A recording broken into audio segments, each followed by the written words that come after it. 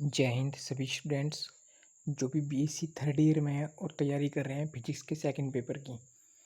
BSc third year यानी BSc final year आप UP के किसी भी यूनिवर्सिटी से बिलोंग करते हो और मल्टीपल चॉइस क्वेश्चन आपके आने वाले हैं। तो फिजिक्स का जो सेकंड पेपर है जिसको बोलते हैं सॉलिड स्टेट यानी कि ठोस अवस्था और नाभिकीय भौतिकी, ठोस अवस्था और नाभिकीय भौतिकी, solid state and nuclear physics. ठीक है, इसे फिजिक्स का एट्थ भी बोलते हैं, फिजिक्स एट्थ भी इसे बोलते हैं बीएससी थर्ड ईयर। ठीक है, ठोस अवस्था और नाभिकीय भौतिकी, इसके कुछ इंपॉर्टेंट क्वेश्चंस मैं कराऊंगा आपको यूनिट वाइज। यूनिट फर्स्ट की ये फर्स्ट वीडियो होगी, यूनिट सेकंड की सेकंड वीडियो आएगी, थर्ड की थर्ड वीडियो और फोर्थ यूनिट की फोर्थ वीडियो। 4 यूनिट में आपका फिजिक्स कंप्लीट हो जाएगा। ठीक है, पूरे का पूरा फिजिक्स का सेकंड पेपर।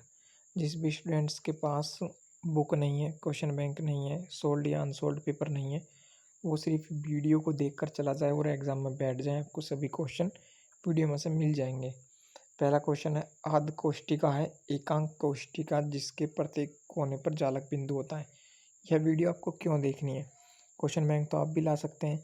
इस वीडियो में कभी कभी जो है क्वेश्चंस पेपर में बुक के अंदर से दे देता है, तो मैं वो इस वीडियो में आपको बताऊंगा। क्वेश्चन का डिटेल सॉल्यूशन ट्रिक से मैं आपको इस वीडियो में बताने वाला हूँ, इसलिए वीडियो देखनी हेल्पफुल है, ज़रूरी है। ट्रिक बताऊंगा, जैसे कि मैं कुछ अभी स्टार्ट कर देता हूँ। यूनिट जो फर्स्ट है उसमें क्या बताया गया, उसमें सबसे पहला जो इंपॉर्टेंट क्वेश्चन बनता है, क्रिस्टल किसे कहते हैं, ये दिखाए। दूसरा क्वेश्चन आपको दिख गया, क्रिस्टल कैसा व्यवहार करता है, आकाश ग्रेटिंग का व्यवहार करता है क्रिस्टल। और what is a crystal you don't know. ठीक है, तो मैं आपको बता देता हूँ क्रिस्टल क्या है।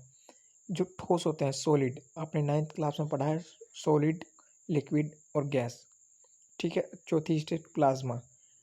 ठोस में क्या होता है, आयन और अणु। ठोस में क्या क्या होता है, परमाणु, आयन और अणु, एटम। ठीक है, आयन और अणु जो है रेगुलर, ऑर्डरली और पीरियोडिक यानी कि क्रमबद्ध, आवर्ती और 3 डायमेंशन में होते हैं। ठोस अवस्था में परमाणु, ध्यान रखना ठोस कोई अवस्था है, ठोस अवस्था में परमाणु, आयन और अणु कैसी अवस्था में होते हैं, 3 डायमेंशन में होते हैं, उन्हें जो है क्रिस्टल कहा जाता है। क्रिस्टल का एग्जाम्पल है आपके कैल्साइट और टूरमेलिन, यही सब क्रिस्टल के उदाहरण है। जो 3 डायमेंशन में नहीं होते, जिनकी व्यवस्था भी अनियमित होती है, उन्हें अक्रिस्टल कहते हैं। तो ये कुछ क्रिस्टल और अक्रिस्टल की बात थी। अक्रिस्टल के एग्जाम्पल है जैसे आपका कागज, तार, प्लास्टिक। ठीक है, ये सब किसके एग्जाम्पल है, अक्रिस्टल के। तो ये जरूरी चीज़ें हैं जो वीडियो में मैं आपको समझाऊंगा। अब जो है एक क्रिस्टल है, क्रिस्टल को देखते ही आपको समझ में आ गया होगा, हाँ परमाणु के अंदर आयन अणु जो रेगुलर है, जो पीरियोडिक है और ऑर्डिनरी है और जो 3 डायमेंशन में है, तो वो क्रिस्टल होता है। तो आप क्रिस्टल किस तरीके का व्यवहार करता है, आकाशीय ग्रेटिंग का। तो इस तरीके से मैं आपको वीडियो में समझाऊंगा। अतः केंद्रिक जालक की प्रति एकांक कोष्टिका में जालक बिंदु परमाणु कितने होते हैं, 2। ठीक है, अब बोल रहा है A does not equal to B does not equal to C और अल्फा बीटा गामा भी इक्वल नहीं है, तो क्रिस्टल की संरचना कैसी होगी। जब कोई भी इक्वल ना हो तो बता देना त्रिंताक्ष। ठीक है, ट्रिक से भी मैं आपको याद कराऊंगा। द्विविमीय वर्गाकार जालक में होती है 4 फोल्ड घूर्णन समिति। याद करने के लिए क्या ट्रिक है जो आपको एग्जाम में याद रहे, द्विविमीय। तो द्विविमीय और वर्गाकार यानी कि द्विविमीय, 2 का वर्ग कितना होता है, 4। तो द्विविमीय का वर्ग कर दें तो 4 रिलेट करके आपको याद हो जाएगा। नेक्स्ट क्वेश्चन है, व्यस्तुक्रम जालक में ब्रैग का विवर्तन समीकरण। ब्रैग का विवर्तन समीकरण 2k dot capital G plus G square, ये ब्रैग का समीकरण जो कि आपको ब्रैग के विवर्तन समीकरण याद होनी चाहिए। और ट्रिक क्या है इसके याद करने की, कहीं भी ऑप्शन में 2 नहीं मिलेगा आपको, यहीं पर 2 मिलेगा। द्वितीय कोटि के एक्स किरण की विवर्तन की ब्रैग समीकरण कौन सी है, तो d sine theta is equal to lambda. ठीक है, ये इक्वेशन याद होनी चाहिए, विवर्तन की ब्रैग समीकरण ये है। और इसको याद करने की ट्रिक क्या है कि कहीं भी कोई भी नंबर इसमें यूज़ नहीं होगा, कोई भी नंबर इसमें यूज़ नहीं होगा, ध्यान रखिएगा। अब एक चीज़ मैं आपको बताना चाहता हूँ, ये ऊपर कोई क्वेश्चन आया था अभी, आध कोष्टिका क्रिस्टल, इंपॉर्टेंट क्वेश्चन था। ये देखिए फोर्थ क्वेश्चन जो भी आया था इसमें इक्वल नहीं था, ABC और अल्फा बीटा की क्रिस्टल संरचना त्रिंताक्ष बताई थी।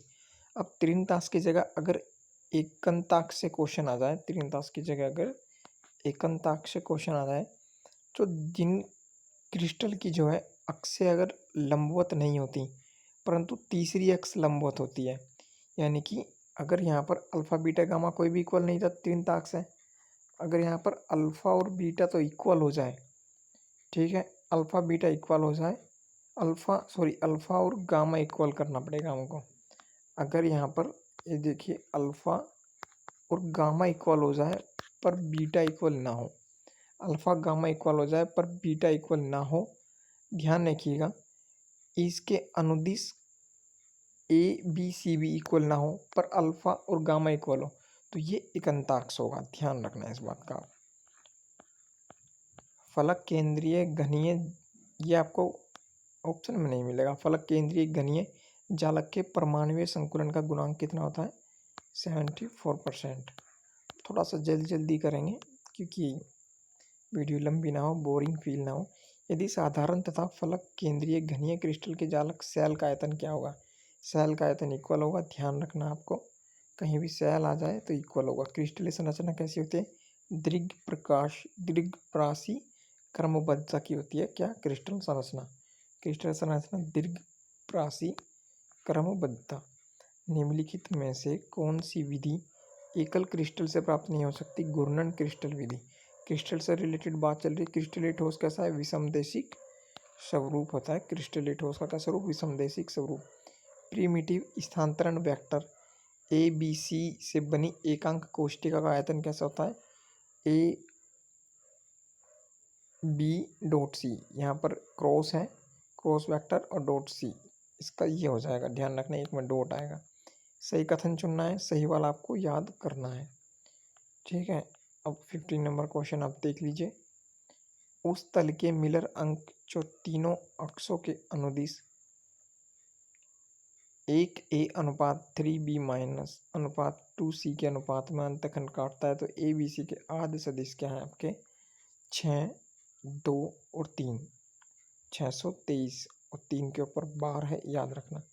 कॉपर क्रिस्टल की संरचना कैसी होती है? कॉपर क्रिस्टल की संरचना गाढ़ होती है। समचतुर्भुजी क्रिस्टलीय तंत्र के लिए अल्फा बीटा और गामा इक्वल होते हैं इक्वल टू 90 डिग्री, और ए बी सी इक्वल नहीं होता। ये कुछ क्वेश्चन है थोड़े से ज़्यादा ये ब्लर हो चुके हैं, इनको देख लीजिएगा। इसमें से रिपीटेड क्वेश्चन है। NaCl संरचना के लिए समन्वय की संख्या कितनी होगी? समन्वय की संख्या आपकी 6 होगी। सोडियम क्लोराइड में 110 तलों के बीच की दूरी कितनी होती है? A/√2। FCC जालक की उपसह संयोजन क्षमता कितनी होती है? ये होगी आपकी 12, ठीक है। ये BBC जालक के संकुलन गुणांक याद कर लीजिएगा 0.68। ब्रैग नियम मोस्ट इम्पोर्टेंट, ब्रैग नियम को कर लीजिएगा। इम्पोर्टेंट क्वेश्चन पर चलते हैं जो और भी ज़्यादा इम्पोर्टेंट है। PDF कहाँ मिलेगी इसकी? PDF आपको इसकी प्रोवाइड करा दूंगा टेलीग्राम पर। टेलीग्राम का नेम है अजय महेंद्रा, जो चैनल का नाम है। पर हाँ 47 ज़रूर लगा दीजिएगा अगर आपको ऑफिशियल ID चाहिए तो। HCP और AP का गुणांक 74। Most important question. डायमंड संरचना में एकांक कोष्टिकाओं के अणु 8। सही कथन वाला कर लीजिएगा। इम्पोर्टेंट जो क्वेश्चन आने के पेपर में डायरेक्ट आने के चांसेस है वो करा रहा हूँ मैं, आपको एक भी स्किप नहीं करना है। प्रिमिटिव एकांक कोष्टिका में एक जालक बिंदु होता है। कॉपर क्रिस्टल की संरचना कैसी होती है? गाढ़। रिपीटेड क्वेश्चन है। सरल घनीय जालक में प्रति एकांक कोष्टिकाओं में परमाणुओं की संख्या 1। BBC जालक का व्युत्क्रम जालक क्या है? FCC जालक। ट्रिक मैं आपको देता चलूँगा, वीडियो को बिल्कुल भी स्किप नहीं करना। किसी क्रिस्टल के क्रमागत जालक तलों के बीच की दूरी के लिए कौन सा व्यंजक सही है? तो व्यंजक आपको कौन सा सही करना है? जिसमें h² है, दोनों की तरफ स्क्वायर है, अपोन में भी और ऊपर और नीचे दोनों में, तो वो ऑप्शन आपको राइट कर देना है फिलहाल याद करने की दृष्टि से। BCC जालक में प्रिमिटिव एकांक कोष्टिका का आयतन कितना होता है? A/2। 2 कहीं भी आपको नीचे नहीं मिलेगा, क्यूब जरूर मिल जाएगी। BBC जालक का व्युत्क्रम जालक सदिश दिया जाता है, तो ध्यान रखिएगा ट्रॉय सब में है XY YZ और ZX, और सबके अपोन में A आपको मिलेगा, तो राइट है। यदि घनीय जालक का जालक नियतांक ए हो तो 101 तल का अंतर्ग्राही अंतराल क्या होगा? a/√2। एक क्रिस्टल है n फोल्ड घूर्णन अक्ष रखता है। यदि वह n बार अभिन्न स्थिति धारण करे, जब उसे x डिग्री घूर्णन करते हैं तो x कितना होगा? 360 डिग्री। षटकोणीय क्रिस्टल में दो क्रिस्टल अक्षों के बीच का कोण है आपका 60 अंश का कोण है। षटकोण में 6 तो आपको 6 से रिलेट करके इसको राइट कर देना है। इतना क्रिस्टल वाला बताया था स्टार्टिंग में, मैंने बताया था अल्फा किसके इक्वल में होगा? गामा के, पर बीटा इसके इक्वल में नहीं होगा। आपको याद होगा, आपको बताया था। That's good. A B C स्थानांतरीय सदिश है। ए स्टार बी स्टार और सी स्टार व्यस्तक्रम स्थानांतरण सदिश क्या होगा? ए स्टार ए। ध्यान रखना, दूसरे वाले ए पर स्टार है। कर लेना मोस्ट इंपोर्टेंट क्वेश्चन, पड़ोसी वाला क्वेश्चन ध्यान रखना। फलक केंद्रीय घनीय जालक में दो निकटस्थ पड़ोसी बिंदुओं के बीच की दूरी कितनी होती है? a/√2। एक विमीय जालक के लिए मैडुलिंग नियतांक कितना होता है? 2 log e। 2 इसमें मिलेगा आपको, दूसरे में मिलेगा, पर 2 log e का स्क्वायर है। डायमंड और हीरे का स्पेस जालक कितना है? डायमंड हीरे का स्पेस जालक प्रत्येकांक कोष्टिका में 8 परमाणुओं के साथ FCC है।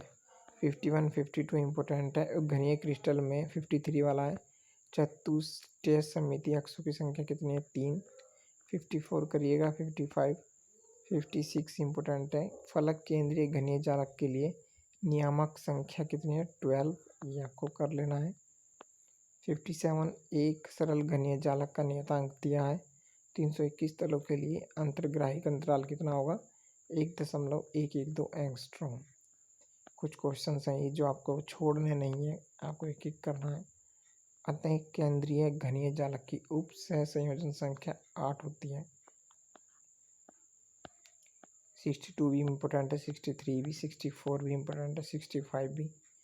व्यस्तक्रम जालक में एकांक कोष्टिका का नाम क्या है? तो ए और बी दोनों विग्नोर साइटस कोष्टिका ब्रिलुआ क्षेत्र।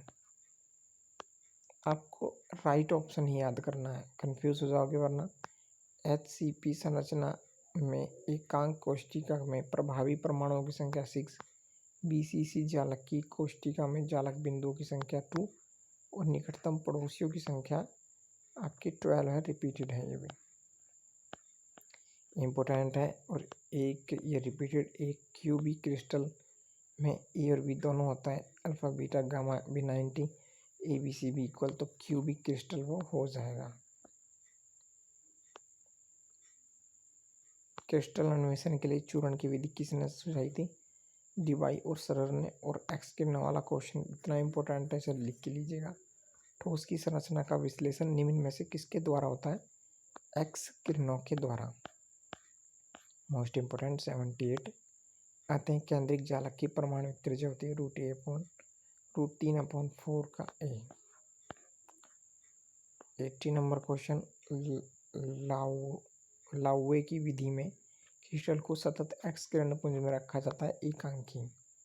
एक सरल घनीय जालक के जिसका जालक नियतांक a है, प्रथम बिलुआ क्षेत्र का आयतन होगा 2π/a3। धातुओं के तथा मिश्र धातुओं की संरचना के अध्ययन में प्रयुक्त उपयोगी विधि क्या है? चूर्ण विधि। क्रिस्टल 7 प्रकार के होते हैं और इनसे बनने वाले ब्रेवेस जालकों की संख्या 14 है।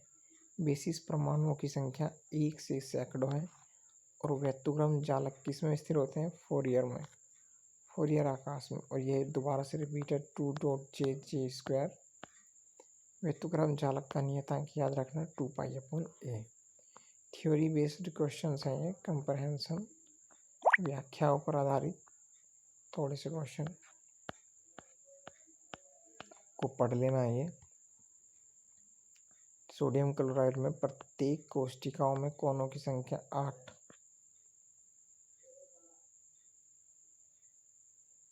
NaCl में उपसह संयोजन संख्या 6 है। NaCl की बात चल रही है, कोष्टिका 8, उपसह संयोजन संख्या 6, एकांक कोष्टिका A की तरह। NaCl की फैमिली क्रिस्टल KCl, तो ये NaCl का था। इसी तरह ये संगणना पर आधारित है, यानी कि मैथमेटिकल। तो ये डिजिट है, इसको आपको याद करना है। ट्रिक से आप इसको याद कर सकते हैं, एक बार आप देख लेंगे तो आपको याद हो जाएगा। PDF मैं आपको वैसे इसकी प्रोवाइड कराऊंगा। PDF की आप कोई भी टेंशन ना लें स्टूडेंट्स। PDF के लिए आपको कहाँ जाना है? अजय महेंद्रा, आपको टेलीग्राम पर सर्च करना है, वहाँ पर मैं इसकी PDF आपको प्रोवाइड करा दूँगा। ठीक है, इसकी PDF आपको मिल जाएगी तुरंत। वीडियो के बाद मैं इसकी PDF आपको दूंगा। क्वेश्चनों को आपको एक बार देख लेना है अच्छे से, फिर मैं आपको यूनिट 2 कराऊंगा। 123 क्वेश्चन है। एक भी क्वेश्चन अगर आप छोड़ के जाएंगे तो प्रॉब्लम होगी। एक भी क्वेश्चन सॉलिड स्टेट की आपको एक भी नहीं छोड़नी है, एक भी क्वेश्चन आपको नहीं छोड़ना है। ओके, तो कहाँ पर थे? कारण आधारित प्रश्न देख लीजिए। क्रिस्टल में परमाणु, आयन और अणु नियमित, क्रमबद्ध तथा आवर्ती होती है, त्रिविमीय प्रतिरूप में व्यवस्थित होते हैं। तो वो मैंने एग्जांपल आपको बताया था, कैल्साइट, क्वार्ट्ज, टूरमेलिन क्रिस्टल के उदाहरण है। तो ऑप्शन नंबर बी इसका राइट है कथन, जो इसके उदाहरण है। कारण ये ठीक है। क्रिस्टल ठोस की संरचना में दीर्घप्रासी क्रमबद्धता होती है, कारण क्रिस्टलों में आद्य कोशिका तथा एकांक कोशिका ही है। तो ऑप्शन नंबर सी इसका राइट है। ये कारण वाले प्रश्न के ये रीज़न दिए हो, पहले इनको आपको अच्छे से स्टडी करना है। जैसे कि ए और आर दो सही है, आर ए का स्पष्टीकरण करता है, ए सही है आर गलत है, ए गलत है आर सही है। कथन दिया होगा, दूसरा कारण दिया होगा, तो इसमें से आपको इसी तरीके से करना होगा निर्देश पढ़ने के बाद, जो कि आप आसानी से लगा सकते हो इन पर ट्रिक। ठीक है, ये आपको कर लेना है। इसकी PDF आपको बता दिए प्रोवाइड कराने के लिए मैंने। कोई क्वेरी हो तो इंस्टाग्राम ID भी अजय महेंद्रा 47 है, कमेंट कीजिएगा कुछ समझ में ना आए तो। कारण बेस्ड से क्वेश्चन कम ही आते हैं, बाकी जो ऊपर मैंने बताया संगणना पर आधारित हो रही है, थ्योरेटिकल बेस्ड आपको क्वेश्चन ज़्यादा मिलेंगे। जय हिंद। नेक्स्ट यूनिट के लिए नेक्स्ट वीडियो देखना ज़रूर। जय हिंद।